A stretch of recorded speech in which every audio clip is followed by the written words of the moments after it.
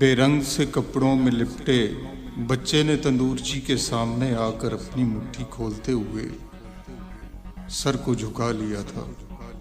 तंदूरची ने उसे देखा और घूरते हुए बोला, इन सिक्कों से तो मेरे बाप के ज़माने में भी रोटी नहीं मिलती थी जो तू उठा लाता है रोज़।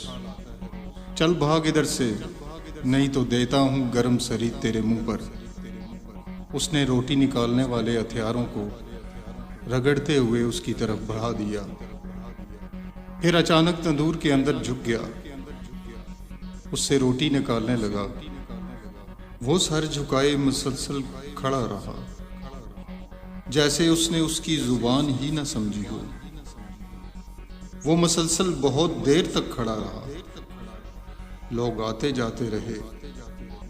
काफी देर के बाद तंदूरची ने फिर उसकी तरफ देखा और गुस्से से बोला, ओए तू हाथ ऊपर कर किए थकता नहीं है? अब तक इसी तरह खड़ा है, ला दे पैसे।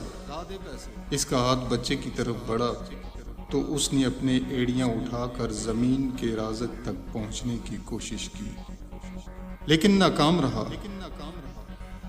उसने नीचे झुकते हुए जोर से सिक्के छीने और सीधा हो गया। बच्चे ने सर उठाया और उसकी तरफ देखने लगा।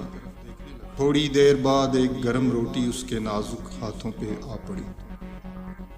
वो कभी एक हाथ और कभी दूसरे हाथ पे उछालते हुए पीछे भागा, लेकिन सड़क पर गुर्बत मिटाऊ रैली ने उसका रास्ता रोक लिया।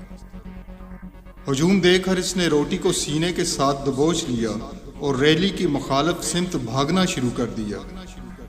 वो जिससे टकराता वो न रहे गुर्बत मकाऊ छोड़कर उसको गालियां देने लगता। आखिरकार वो तमाम लोगों के पीछे आ गया। इसकी सांस फूल चुकी थी।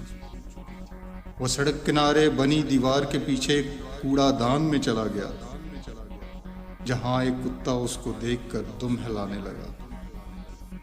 उसने कुत्ते के सामने बैठते हुए रोटी के 2 टुकड़े किए और दोनों खाने लगे। बाहर रैली का इख्तिताम होकर बिरयानी के पैकेट तकसीम होने लगे और लोग चीना चपटी में एक दूसरे की माँ बहन एक कर रहे थे।